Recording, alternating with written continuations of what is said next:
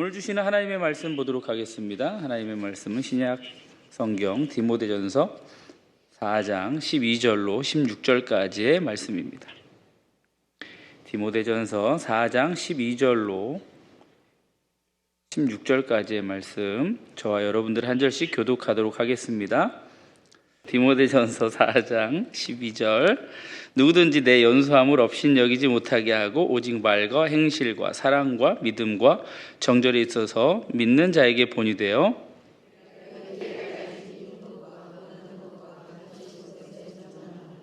내 속에 있는 은사 곧 장로회에서 안수받을 때에 예언을 통하여 받은 것을 가볍게 여기지 말며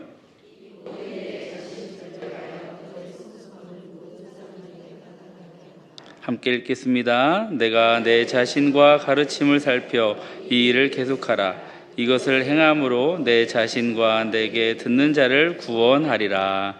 아멘. 시간에는 청년부를 담당하고 계시는 김강무 목사님 나오셔서 믿는 자의 본이라는 제목으로 하나님의 말씀 선포해 주시겠습니다. 네, 말씀을 위해 함께 기도하겠습니다. 사랑이 많으신 주님 감사합니다. 추운 날씨에도 예배의 자리를 사모하며 이 자리에 나오게 해주심을 감사합니다. 오늘도 들려주신 말씀 가운데 하나님의 뜻을 알려주시고 또 우리가 나아가야 할 길을 밝히 보여 주시옵소서. 성령께서 이 모든 것 주관하여 주실 줄로 믿사오며 이 모든 말씀 예수님의 이름으로 기도드립니다. 아멘. 네, 겨울방학 기간을 다들 보내고 계십니다. 자녀가 다 장성하셨거나 하신 분들은 지금이 겨울방학인지 뭔지 별로 관심이 없으실 텐데, 이제 자녀가 있는 가정에서는 특히 이제 그 부모님들 또 우리 어머님들은 제발 개학이 빨리 돌아오기를 애타는 마음으로 기다리고 계실 것입니다. 이제 돌밥이라는 신조어가 있다고 하더라고요. 돌아서면 밥. 예, 아침 먹고 치우고 또 점심 해야 되고 이런 상황들. 그래서 이렇게 새끼를 다 준비한다라는 거 쉽지 않은 일입니다. 또한 이제 예전에는 우리가 방학 때 생활 계획표 같은 거 짜고 그러지 않았습니까? 그래서 일찍 일어나서 몇 시까지 공부도 하고 몇 시까지는 놀기 이런 것도 써놓고 이렇게 했는데, 우리 아이들이 그렇게 좀 공부를 하루 종일 하라는 얘기가 아니라 공부할 때는 딱 공부하고 쉴 때는 좀 쉬고 하면 좋겠는데, 이건 공부하는 것도 아니고 쉬는 것도 아니고 빈둥빈둥 하는 걸 집에서 보고 있으려면 열불이 날 수밖에 없다라는 것이죠.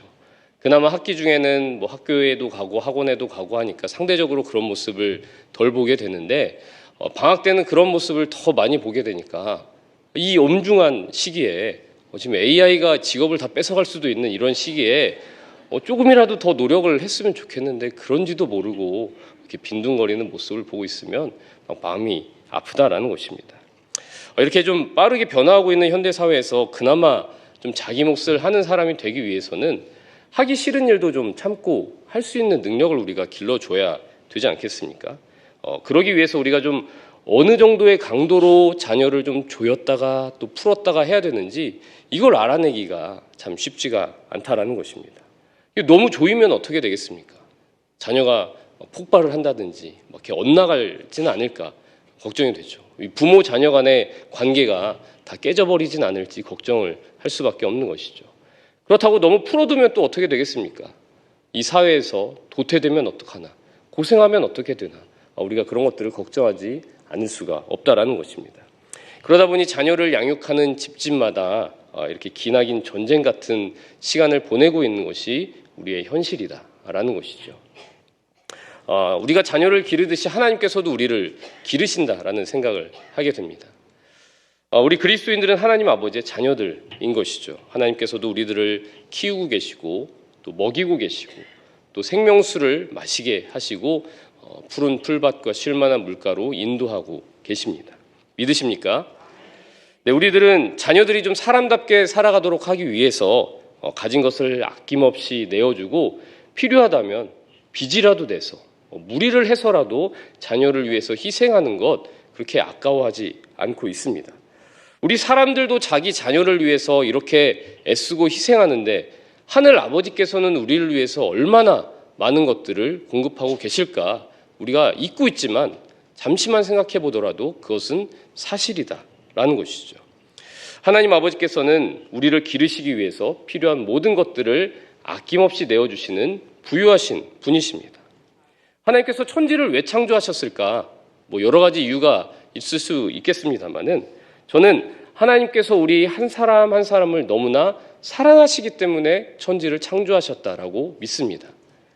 천지를 창조하고 사람을 만들어 놓고 보니까 어찌어찌 사람들이 있으니까 그래 내가 이왕 만들었으니까 사랑해야지라는 것이 아니라 창조했으니까 사랑하는 게 아니라 사랑하니까 창조하셨다라는 생각을 하게 된다라는 것이죠. 우리가 없으면 빚을 내서라도 자녀를 위해 공급해 주는 것처럼 하나님께서도 없으면 만들어서라도 우리를 위해 더 좋은 것 주시기 위해서 그렇게 천지를 창조하시고 하나님의 사랑 가운데 우리가 거하게 해 주신다라는 것입니다. 우리가 누리고 있는 모든 것들 중에 하나님의 은혜가 아닌 것 하나도 없다라는 것이죠. 무엇보다도 하나님께서는 우리를 위해서 독생자, 외동아들, 예수 그리스도까지도 아낌없이 내어주셨습니다. 그를 믿는 자마다 멸망하지 않고 영생을 얻도록 해주셨다라는 것이죠. 그런 하나님께서 우리를 기르고 계십니다. 때로는 시험과 환난을 통과하게 하실 때도 있습니다. 그래서 하나님 아버지만을 간절히 붙들게 만드시죠. 또 때로는 승승장구하고 또 형통하게 하실 때가 있습니다. 그렇게 세상에서 하나님께 영광을 올려드리도록 하신다라는 것이죠. 우리를 가장 잘 아시는 하나님께서 가장 적당한 때에 가장 적당한 방법으로 우리를 조이기도 하셨다가 풀어주기도 하시면서 우리들을 그리스도인답게 가꾸어 가고 계신다라는 것이죠. 그렇게 우리 모두가 그리스도인이라는 이름에 합당한 자가 될 수 있도록 그리스도의 장성한 분량이 충만한 데까지 이르도록 쉬지 않고 일하시는 분이 우리 하나님 아버지이심을 믿으시기 바랍니다. 오늘 본문 말씀을 보면요, 아주 중요한 표현이 나옵니다. 12절 말씀해 보시면 오직 말과 행실과 사랑과 믿음과 정절에 있어서 믿는 자에게 본이 되어 라고 되어 있습니다. 하나님 아버지께서 이 디모데에게 보내는 편지, 이 바울의 편지를 통해서 디모데에게도 그리고 오늘을 살아가는 우리들에게도 그리스도인답게 살아가는 것이 무엇인가? 하나님의 자녀답게 살아가는 것이 무엇인가? 하나님께서 우리를 향하신 목표가 무엇인가? 우리가 바라보아야 할 그 목표가 무엇인가라는 것을 가르쳐주고 계신다라는 것이죠. 믿는 자에게 본이 되는 것, 이것이 디모데를 비롯한 우리 모두를 사랑으로 양육하시는 하나님 아버지의 목표라는 것을 우리가 말씀을 통해서 확인할 수가 있다라는 것이죠. 아시다시피 디모데 전서는 바울이 자신의 믿음의 아들 디모데에게 사랑을 담아서 쓴 편지입니다. 사도행전 16장을 보시면 바울이 제2차 선교 여행을 하던 중에 더베, 또 루스드라 이런 지역들을 지나게 됩니다. 거기에서 성도들에게 아주 좋은 평판을 받고 있었던 디모데라는 사람을, 이 청년을 만나게 되고요. 그때부터 바울과 디모데가 함께 선교 여행을 다니면서 이제 동고동락을 하게 된다라는 것이죠. 여러 교회들을 세우고요, 목회를 같이 하게 됩니다. 그런 동역자 관계가 맺어지게 되는 것이죠. 함께 어떤 교회에서 사역을 하다가 만약에 다른 교회에서 좀 어려움이 있습니다, 문제가 생겼습니다라는 소식을 듣게 되면요, 바울이 누구를 보냈겠습니까? 믿을 만한 디모데를 보냈다라는 것이죠. 디모데가 바울의 그 해결책을 가지고 가서 문제를 수습하고 다시 좋은 소식을 가지고 돌아오게 되는 그런 능력 있는 일꾼이 바로 디모데였다라는 것입니다. 그렇게 두 사람이 이번에는 에베소 교회에서 함께 사역을 하고 있었는데 우리가 정확히 알 수는 없지만 어떤 사정으로 인해서 바울이 에베소를 떠나 마게도냐로 잠시 가야 할 일이 생겼습니다. 바울은 디모데가 자신의 부재에도 당황하지 않고 계속해서 사역을 이어갈 수 있도록 필요한 내용들을 정리해서 편지를 썼고, 그 편지가 오늘날까지 전해지는 것이 바로 디모데 전서다라는 것입니다. 좀 전에 우리를 향하신 하나님의 목표가 뭐라고 말씀을 드렸습니까? 믿는 자의 본이 되는 것이다. 오직 말과 행실과 사랑과 믿음과 정절에 있어서 믿는 자에게 본이 되는 것이 하나님의 목표다 말씀을 드렸습니다. 양심이 조금이라도 있으신 분들은 말씀을 들으시면서 나는 아직 그럴 준비는 안 된 것 같은데 과연 내가 믿는 자에게 본이 될 수 있을까? 이런 생각을 하셨으리라고 봅니다. 그렇죠. 세상에 과연 그 누가 내가 바로 믿는 자의 본이다, 나를 본받아라 이렇게 말할 수가 있겠습니까? 디모데는 좀 그럴 만한 부분이 있나 한번 찾아보았습니다.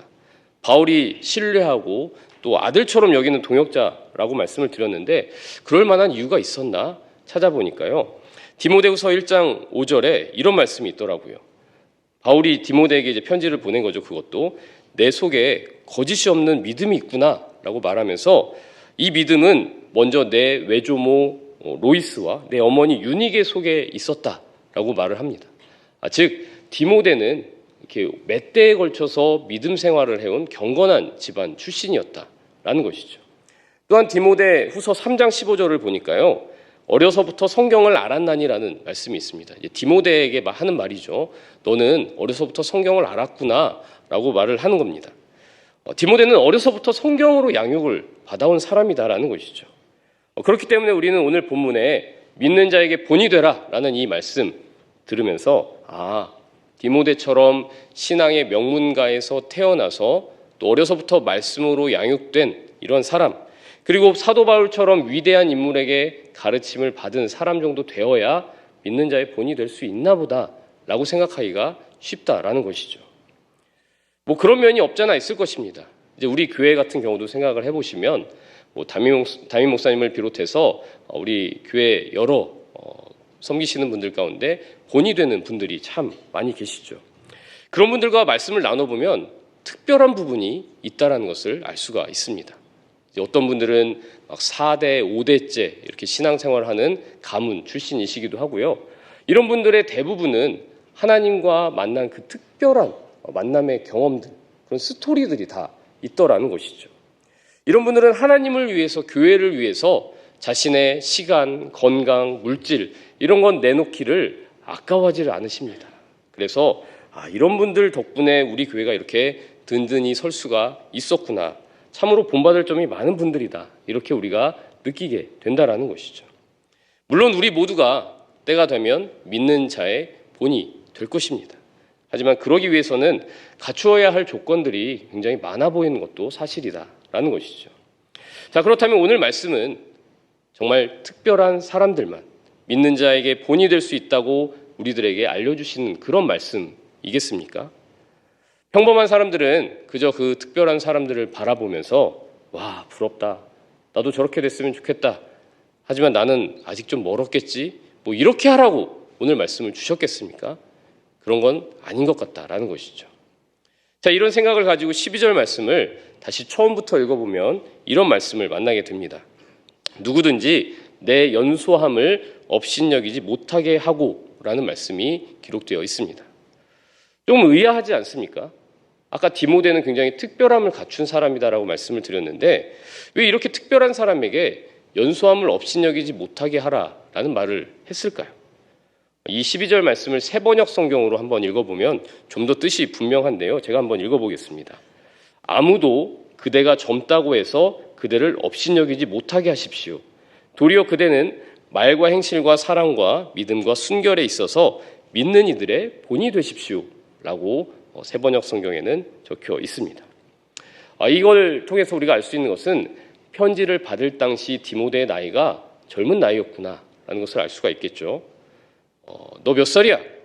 어린 게 뭘 한다고 하는 게 이제 우리나라 문화인 줄 알았는데 이 그리스 로마 시대에도 이런 문화가 있었다라는 것이죠.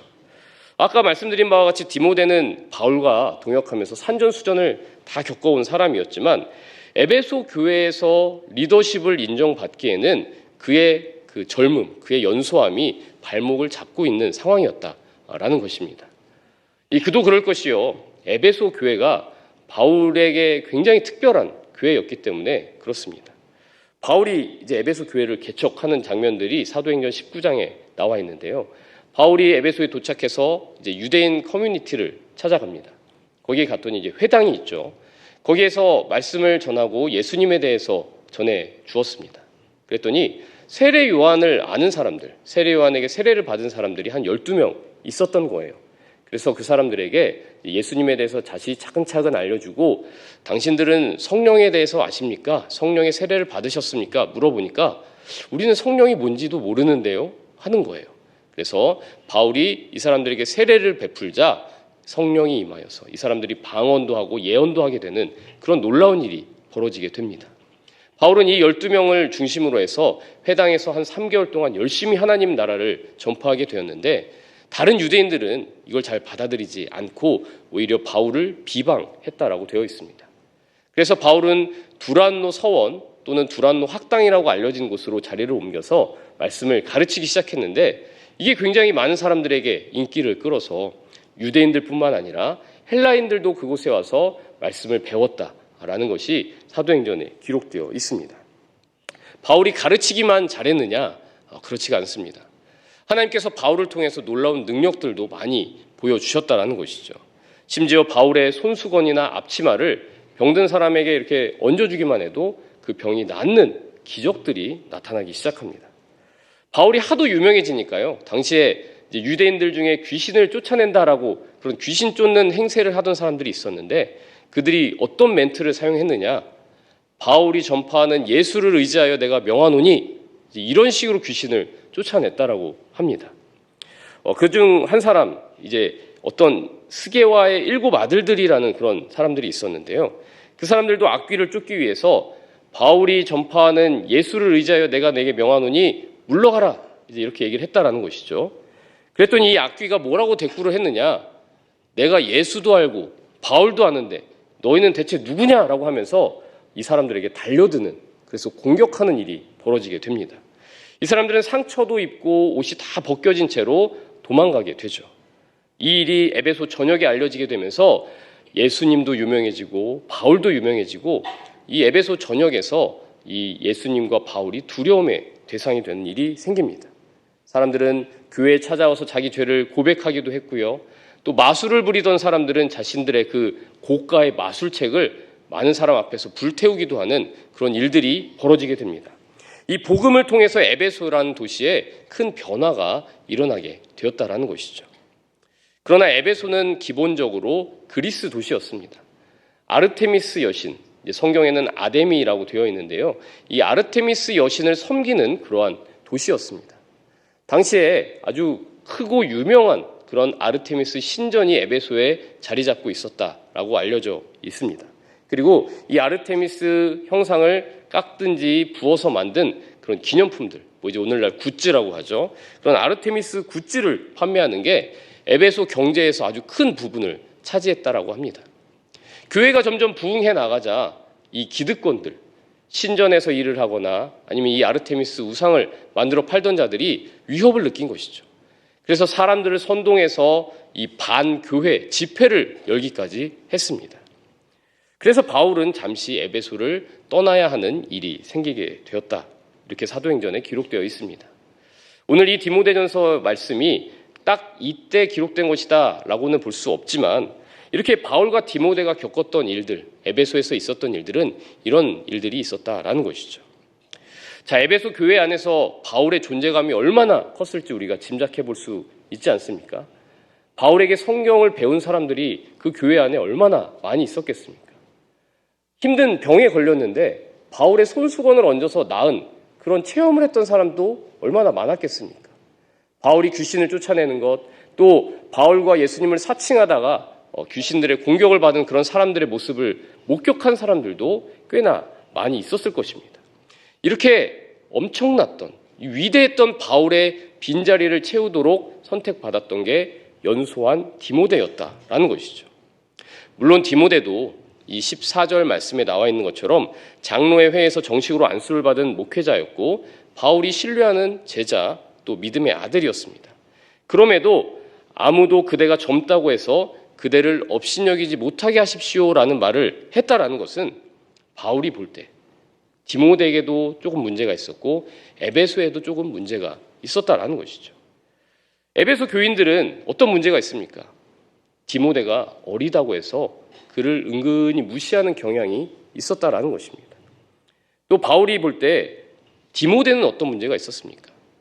이 바울이라는 거장의 이 강력한 존재감에 지나치게 의존하려는 경향, 그리고 교인들에게 무시를 당하더라도 별다른 대꾸를 하지 않는 그런 모습들, 이런 모습은 분명 교회의 건강함을 해치는 걸림돌이 될 수 있었다라는 것이죠. 디모데전서를 끝까지 읽어보면 마지막 구절에 너희 은혜가 너희와 함께 있을지어다 이렇게 되어 있습니다. 디모데전서는 디모데 개인에게도 쓴 편지지만 너희, 즉 에베소 교회 교인들도 읽으라고 쓴 편지다라는 것이죠.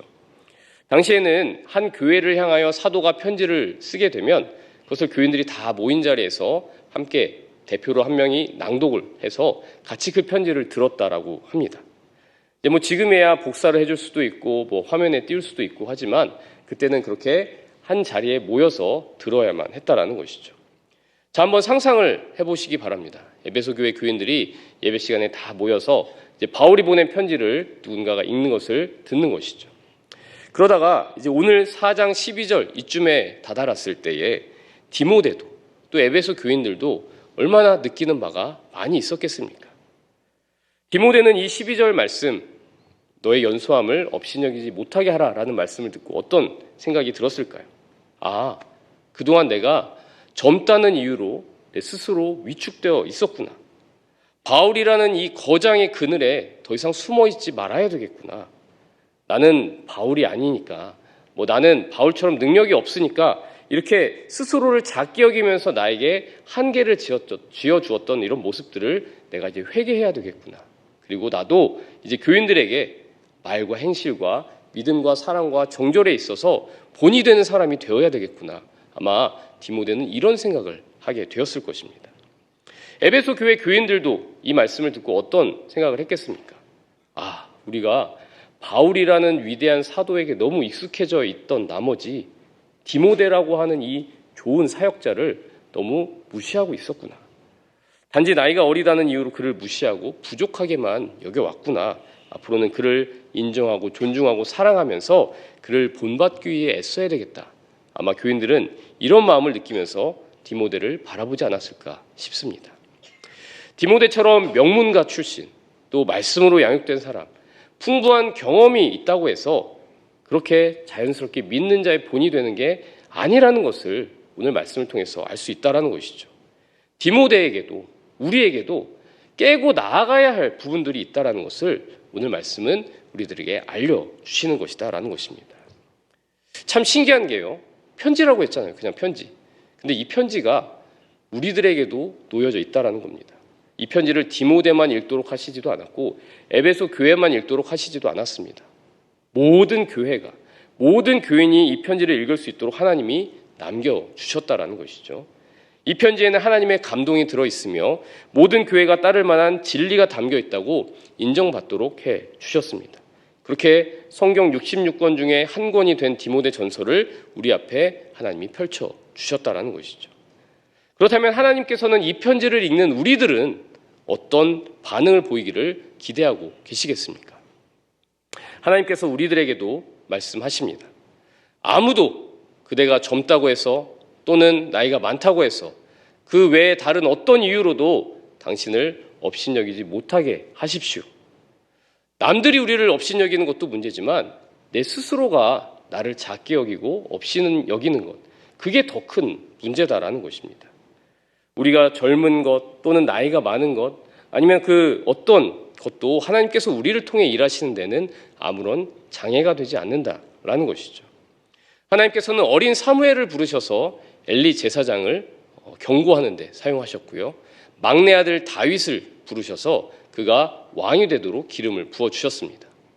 마리아가 천사를 통해서 예수님을 성령으로 잉태하게 될 것을 고지받았을 때 나이가 학자들에 따르면 많아야 10대 후반이었을 것이다. 이렇게 이야기를 합니다. 모세는 어떻습니까?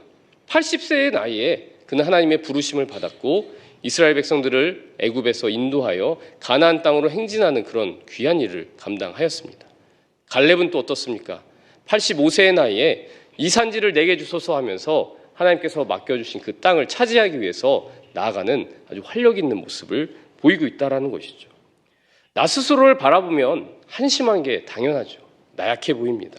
아무런 자격도 없다라고 여겨지겠지만 하나님께서는 그런 우리들을 통해 일하시고 하나님의 나라를 이루어 가신다는 것을 믿으시기 바랍니다. 나는 아직 어리니까, 나는 이제 나이가 너무 많으니까, 나는 다른 할 일들이 너무 많이 있으니까, 나는 건강이 좋지 않으니까, 이런 핑계들, 하나님께 전적으로 헌신하지 못하게 하는 핑계 되지 말라라고 하나님께서 오늘 우리들에게 이 말씀을 주셨다라는 것이죠. 하나님은 사랑이십니다. 하나님은 항상 사랑하실 때 100%로 사랑하시고 전심전력으로 사랑을 하십니다. 하나님은 대충 사랑하는 법도 모르시고요. 그냥 받은 만큼만 사랑하시는 법도 모르십니다. 하나님은 우리가 어떤 상태에 있든 우리의 믿음이 크든지 작든지 하나님은 전력을 다해서 우리를 사랑하고 계신다라는 것입니다. 젊은 사람은 요만큼 사랑하시고 집사님, 권사님, 장로님은 요만큼 사랑하시고 목사님은 이만큼 사랑하시고 이런 분이 아니시다라는 것이죠. 누구나 100%로 사랑하고 계신다라는 겁니다. 반면 하나님을 향한 우리의 사랑에는 문제가 많고 하자가 많습니다. 우린 자꾸 조건을 걸고 하나님을 사랑하려고 합니다. 대학만 합격시켜 주시면, 좋은 직장만 주시면, 이 건강만 좀 회복시켜 주시면, 우리 손주만 좀 더 크면 헌신하겠습니다. 이런 식으로 자꾸만 하나님을 뒤로 밀어두려고 한다라는 것이죠. 그런데 하나님은 우리의 어떠함과는 상관없이 우리를 받아주셨습니다. 용납해 주셨습니다. 하나님의 사랑에는 조건도 없고 한계도 없고 우선순위도 없다라는 것입니다. 우리의 목숨과 예수님의 목숨을 여러분 같은 선상에 놓고 비교할 수가 있겠습니까? 우리 인류의 모든 가치를 합친다 한들 예수님 한 분의 가치와 비교할 수 있겠느냐라는 말입니다. 그럼에도 하나님은 아까워하지 않으시고 예수님을 주셨다라는 것이죠. 누구든지 예수님을 믿는 자는 멸망하지 않고 영생을 얻게 해 주셨습니다. 이게 바로 복음입니다. 아무 이유 없이 나를 받아주셨다라는 그 사실, 내가 사람들로부터 업신여김을 받을지라도 내가 이런저런 핑계를 대며 숨으려고 할지라도 하나님은 나를 받아주시고 전력으로 사랑하고 계시다는 사실로 인해 그 사실 때문에 우리가 한계를 뛰어넘어 믿는 자의 본이 될 수가 있다라는 것입니다. 정말 우리가 본이 될 수 있을까요? 바울만큼 디모데만큼 내세울 만한 것도 없고 이룬 것도 없는데 과연 누구한테 나 좀 본받아라 이렇게 말씀하실 수 있겠습니까? 우리가 자랑할 수 있는 게 그런데 한 가지 있습니다. 하나님이 나를 사랑하신다는 사실, 하나님이 나를 받아주셨다는 사실. 본이 될 수 있는 자격이 우리에게 있는 게 아니라요, 하나님께 있다라는 것이죠. 하나님이 나를 용납하셨다라는 그 복음이 우리를 변화시켜서 본이 되도록 해 주실 것입니다. 세상에 보면 성공한 것처럼 보이는 사람들 많이 있습니다. 화려하고 그런 사람들이 있죠. 그런 사람들을 세상은 인플루언서라고 부릅니다. 그들의 말 한마디, 행동 하나, 무슨 제품을 사용하는가 이런 것들이 많은 사람들에게 영향을 끼치기 때문에 그들을 인플루언서라고 부르는 것 같습니다. 대다수의 사람들은 그 인플루언서들을 팔로우, 그냥 따라갈 뿐이죠. 하나님께서 내게 인플루언서가 되는 복을 주셨으면 나도 당연히 하나님을 많이 사랑할 거야. 그런데 아니잖아. 그러니까 나는 하나님을 조금만 사랑할 거야. 이런 생각하시는 분들 혹시 계십니까? 그거 착각입니다. 하나님은 이미 다 주셨습니다. 우리가 하나님께 갈 방법이 도저히 없는데 하나님께서 친히 예수님을 주셔서, 그리고 예수님이 나를 위해서 십자가에 달려 돌아가시도록 주셨기 때문에, 길을 만들어 주셨기 때문에 우리에게 모든 걸 주셨다라는 것이죠. 그렇게 아무런 값 없이 우리를 받아주셨습니다. 우리가 믿는 자의 본이 되어야 한다라는 것은 바로 그 하나님의 사랑을 본받아야 한다라는 말입니다. 사랑받는 자답게 살아가라라는 말입니다. 말과 행실이 하나님의 사랑을 받은 자답게 말과 행실을 해야 되는 거고요. 믿음과 사랑과 정절에 있어서 하나님의 사랑을 받은 자다워야 한다라는 말입니다. 사랑하는 성도 여러분, 오직 믿는 자에게 본이 되라라는 이 하나님의 명령은요, 내가 얼마나 큰 사랑을 받은 자인가 이것을 확인하고 기억하는 것부터 시작되는 것입니다. 그 사랑이 우리들의 말 한마디를 바꾸는 것이고 행실을 바꾸는 것이고 믿음과 사랑과 정절을 지킬 수 있도록 도와주십니다. 하나님의 사랑에 진심으로 반응하면서 더 나아가 누군가의 신앙의 이정표가 되어주는 믿는 자의 본으로 살아가는 저와 여러분 되기를 간절히 소망합니다. 우리 시간 말씀을 기억하면서 우리 함께 잠시 기도하기를 원합니다.